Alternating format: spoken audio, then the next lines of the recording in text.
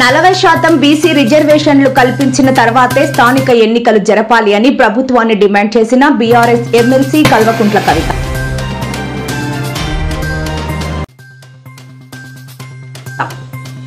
చంద్రయ్య మరణంపై తొలిసారి స్పందించిన CM Chandrababu YCP నేతలు తప్పుడు ప్రచారాలు చేస్తున్నారు అంటూ ఆగ్రహం. సుస్మితా పటేల్ రాజకీయ ఎంట్రీపై కోండా దంపతుల కీలక వ్యాఖ్యలు. నా కూతురు ఆలోచనను మేము కాదనలేమంటూ స్పష్టం.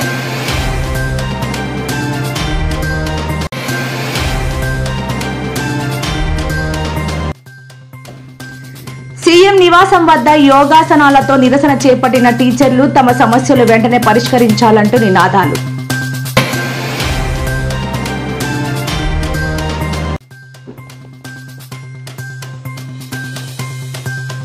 నేడు వేకువజామున పవిత్ర పుణ్యక్షేత్రం తిరుమల తిరుపతి దేవస్థానం సమీపంలో అగ్ని ప్రమాదం, భయాందోళనలో భక్తులు.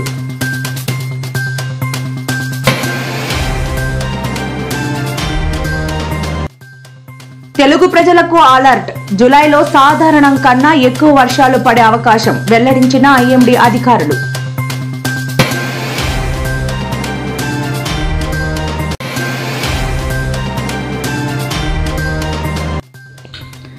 ఆంధ్రప్రదేశ్ రాష్ట్రంలో రెచ్చిపోతున్న మందుబాబులు. విజయవాడ నడి రోడ్డు మీద తీర్థం పుచ్చుకుంటూ హల్చల్.